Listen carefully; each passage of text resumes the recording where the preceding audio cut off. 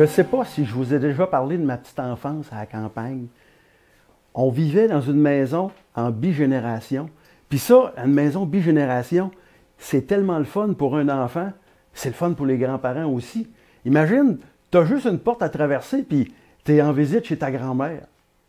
Moi, j'étais le genre de petit gars, je déjeunais 2 fois par jour, je dînais 2 fois par jour, et puis je soupais 2 fois par jour. Bien, quand on a le temps de digérer ça, ce qu'on faisait, mon grand-père puis moi, on se berçait. Puis on se berçait.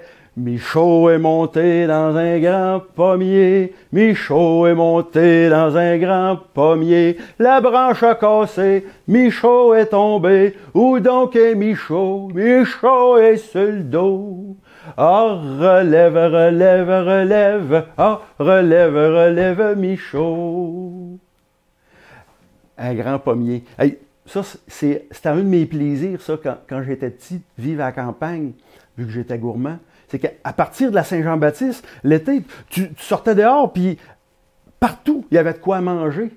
Dans le gazon, autour de la maison, autour de la grange, dans le champ des vaches, il y avait des petites fraises sauvages. Puis nous autres, chez nous, en sortant à côté de la maison, ce qu'on avait, on avait de la rhubarbe, on avait des gadelles, on avait des groseilles, on avait un pommier. Plus tard, l'été, il y avait le jardin à ma mère. Puis au bout de la grange, on avait une petite rochelle. Puis ça, sur cette rochelle-là, qu'est-ce qu'on avait? On avait des framboises, il y avait un snellier. Je ne sais pas s'il y en a qui connaissent ça, des snelles. On avait un pometier aussi. Puis plus loin, nous autres, la terre avait 1 mille de long, ça se finissait par un petit ruisseau, le ruisseau de l'Espérance. Bien, à mi-chemin du ruisseau, donc à 1 demi-mille de la maison, là, il y avait une butte. On l'appelait la butte aux épinettes. Parce qu'on arrivait là, on était accueillis par 3 immenses épinettes. C'était comme 3 grands sapins de Noël qui étaient là, été comme hiver, comme s'il avait refusé, comme s'il y avait été un sapin de Noël qui avait refusé d'aller dans le garde-robe 11 mois par année. Puis quand on s'aventurait dans ces petits sentiers-là, bien là, il y avait des bleuets, il y avait encore des framboises, puis on avait des mûres. Puis ce qu'il y avait de le fun dans ce petit boisé-là, c'est qu'en plein centre, ça n'a pas rapport avec la gourmandise, mais il y avait un grand pain blanc. C'était pas un pain en tranche, c'était un pain en branche. Ça, c'était parfait quand on était petit gars pour grimper, parce que les branches étaient basses. Puis on grimpait, puis on grimpait, puis on grimpait jusque dans la tête de l'arbre, jusqu'à temps qu'on sente la tête de l'arbre pliée sous notre poids. Puis là, on avait le vent dans les cheveux, du temps qu'on avait des cheveux. Puis là, on se laissait bercer, bercé par l'arbre, bercé par le vent. Jaco est monté dans un grand pain blanc. Jaco est monté dans un grand pain blanc. La vue en haut de cet arbre-là, c'était magnifique. On voyait jusqu'à l'autre bout du rang, on voyait jusque chez mon autre grand-mère. Puis on voyait chez Gapi, on voyait chez Rosaire, puis par l'autre bout, on voyait jusque chez Jean-Paul Auger. Puis on voyait le rang plus bas, puis au nord, on voyait les montagnes bleues, l'autre bord du fleuve.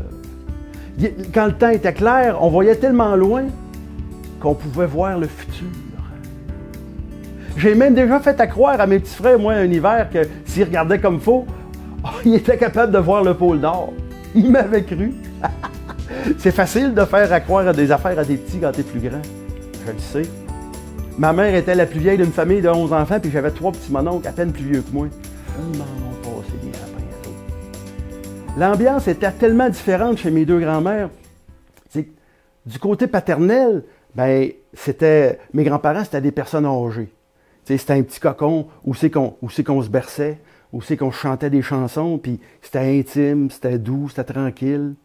Mais du côté de ma mère, par exemple, ma mère était l'aînée d'une famille de 11 enfants, puis elle était la plus vieille, puis mes grands-parents étaient jeunes. C'était du monde fringant, là. Nos parties de famille, c'est pas compliqué, c'était des soirées canadiennes. C'est que dans le salon, t'avais un coin où c'était les danses modernes. C'était le ya-ya, puis le twist, puis je l'ai connu là, en dansant le ya-ya, ah ah, ah. Je lui ai dit, mon petit chat, viens danser avec moi. Ah, ah. Si mon cœur gémit, c'est qu'elle m'a quitté depuis. Ah, ah. Come on, baby, Let's do the twist. Come on, baby, let's do the twist. Dans la cuisine d'été, là, c'était les danses carrées. Préparons-nous son père pour fêter le jour de l'an. On va aller chez ma mère qui reste à l'autre bout du rang. C'est dans le temps du jour de l'an.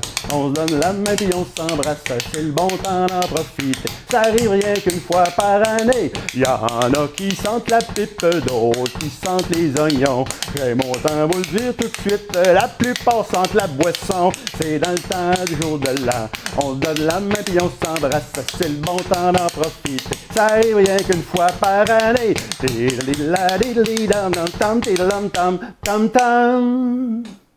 C'était incroyable. Puis c'était les années 70. Dans tout ce qu'il y avait de démesure des années 70. Les petits mononcles qui buvaient de la O'Keeffe, de la Molson, puis de la Labatt 50 dans des petites bouteilles rondes. Les petites matantes qui buvaient du rince-bouche, puis appelaient ça de la crème de menthe. Puis c'était les années de la bûche Vachon. Hey, moi, la bûche Vachon, il y en a tout bien encore, c'est que j'en mange moins qu'avant. Mais moi, ça me prenait un morceau du bout, parce qu'il y avait bien plus de crémage. Puis c'était aussi les années, je ne sais pas si vous connaissez ça, vous autres, mais les années de la bûche au Cheese Whiz. Hey, ça, c'était un grand pain carré. C'était un pain tranché, mais au lieu d'être tranché à la verticale, comme ça, faire des petites tranches, il était tranché à l'horizontale. Ça faisait des grandes tranches, puis ça, les matantes, ils remplissaient ça avec de la sandwich aux œufs, de la sandwich au jambon, puis de la sandwich au poulet. Puis là, le crémage autour de ça, c'était du Cheese Whiz. Ça, puis là, ils décoraient ça avec des petits bébés oignons, des petits bébés cornichons, puis des olives. Ah, des petites marinades. J'aimais ça, les petites marinades. Moi, les petites olives, je trouvais ça le fun. C'était comme un petit œuf vert olive, avec une pinouche rouge dedans. Mais j'ai été une couple d'années, moi, à penser que les olives, c'était fait comme ça. C'était fait avec une pinouche rouge dedans. Mais à un moment donné, il y a eu un réveillon où les olives étaient toutes vertes. Pas de pinouche rouge dedans. Ah, j'en ai pris une, je l'ai croquée. Aïe, aïe, il y a quelque chose de dur dedans. Il y avait un noyau. Il y a des noyaux dans les olives. Je savais pas ça, moi. Et là, j'étais concentré là, à ma toute dernière découverte scientifique. J'étais tout concentré dans ma bouche. Quand qu'est-ce qui arrive? Mes trois petits mononcles qui passent, puis ils font un gros... Et puis, mon Dieu! J'ai avalé mon noyau. C'est la première fois de ma vie que ça m'arrivait. J'ai avalé un noyau. Qu'est-ce qui arrive quand on avale un noyau? Là, mes trois petits mononcles, il y avait Ghislain, il y avait Eugène, puis il y avait Gérard. Là, Ghislain, il dit « T'as avalé un noyau! » Moi, j'étais un peu paniqué. J'avais les yeux ronds comme des 2 piastres, puis imaginez, c'était dans le temps des 2 piastres carrés en papier. Ghislain, il dit « Oh, t'as avalé un noyau, il va te pousser un arbre dans le ventre. » Il va me pousser un arbre dans le ventre. Hey, moi, c'est la première fois que j'entendais ça. Puis moi, j'étais tout petit, je croyais ce que les grands disaient. Il va me pousser un arbre dans le ventre. Là, qu'est-ce qui va m'arriver? Mes orteils vont devenir des racines, mes bras vont devenir des branches, puis mes cheveux vont devenir des feuilles. Je ne savais pas comment ça marchait, moi. Je dis, quelle sorte d'arbre? Il part à rire.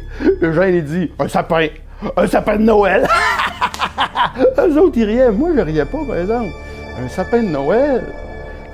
Ghislain, il dit, oui, il dit, il va te sortir par le nombril. Tu vois, il dit, à Noël, l'année prochaine, là, il dit, c'est toi qu'on va coucher à terre dans le salon.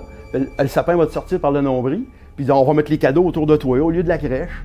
Puis eux autres, ils riaient, puis Gérard qui se met à chanter, mon beau sapin, roi des bédaines, que j'aime ta verdure. Eux autres, ils riaient, mais moi, je riais pas pantoute. À un moment donné, ils s'en sont aperçus. J'étais sur le bord de pleurer, moi, là. Là, je pense que la peur de se faire chicaner les a pris. Ils se sont mis à faire des petits conciliabules. Là, après ça, j'entendais rien de ce qu'ils disaient. Et à un moment donné, ils m'ont dit, viens, Jaco, viens avec nous autres. Fait que là, ben, ils voulaient que je monte avec eux autres dans leur chambre au 2e étage. Il y avait un plan. Sauf que mon grand-père nous voit partir, 3 et 4, comme ça. Puis il dit, c'est que vous allez, petit gars? Oh. Les autres, ils ont figé. Je pense qu'ils se voyaient mal expliquer à leur père que ah, ben, on s'en va dans notre chambre, dans notre lit à 2 étages, on va prendre Jaco par les pieds, on va le tenir la tête en bas pour qu'il crache son noyau. Je pense qu'ils se voyaient pas trop expliquer ça à leur père, ça fait qu'ils ont dit oh, rien, rien, non, non, non, c'est correct, correct. Puis ils m'ont abandonné, ils m'ont laissé tout seul avec mon destin, mon angoisse, puis mon noyau dans l'estomac. Pauvre petit Jaco, pauvre petit gars. J'avais le cœur gros, je me sentais pas bien, j'étais angoissé, je suis allé voir ma mère. Quand 2,7 carrés, elle m'a écouté, j'ai dit, maman, j'ai avalé un noyau, puis les petits mononcles qui disent qu'il va me pousser un sapin dans le ventre. Ma mère a pas rire, elle dit, les noyaux, un noyau de quoi? C'est un noyau d'olive. C'est un noyau d'olive. Ça fait pas pousser des sapins, ça fait pousser des olives. Puis, fais-toi-en pas avec ça. Ça va sortir la prochaine fois que tu vas aller aux toilettes. Ça va sortir la prochaine fois que je vais aller aux toilettes. Ça me rassurait pas, ça. C'est quoi qui va sortir? C'est quoi qui va sortir en premier? C'est-tu une racine ou c'est-tu une branche? Je connaissais pas ça, moi. Ah, là, ça m'a coupé à la faim, j'avais plus faim. Même que j'avais des crampes, j'avais mal au ventre. Aussitôt que j'avais une crampe, j'avais mal au ventre, ça y est, c'est l'arbre qui commence à pousser. Pauvre petit gars, j'étais malheureux. J'ai arrêté de manger. Je me suis retenu d'aller aux toilettes. 15 jours. 15 jours. 2 semaines à pas aller aux toilettes. Je mangeais plus, j'avais de la misère à dormir. Je n'allais plus aux toilettes. Il n'était pas question que j'aille aux toilettes. J'avais bien trop peur de ce qu'elle allait sortir de là. Je me suis retenu. Oh, j'étais malheureux. Là, ben, après 2 semaines, c'était rendu la fête des rois. Puis moi, je voulais manger de la galette. J'étais gourmand. Puis là, ben, rendu à la fête des rois, ben, c'était peut-être bien le bon temps d'aller s'asseoir sur le trône. C'est ça que j'ai fait. J'étais prêt à affronter mon destin. Peu importe ce qui me sortirait de l'arrière-train. Je me suis assis. J'ai fait une petite prière avant, j'avais tellement peur. Je me suis assis, puis en m'assoyant, paf, plouf, ting!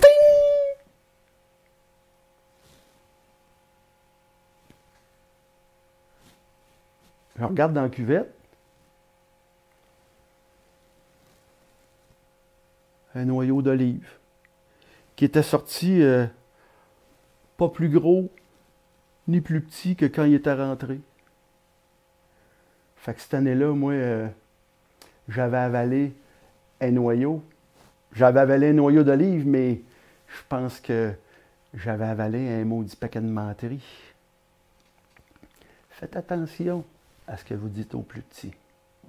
Mais en attendant, je vous souhaite de joyeuses fêtes, puis je vous souhaite de passer du bon temps avec ceux que vous aimez. Hein? Amusez-vous. Préparons-nous son père pour fêter le jour de l'an. On va aller chez ma mère qui reste à l'autre bout du rang. C'est dans le temps du jour de l'an.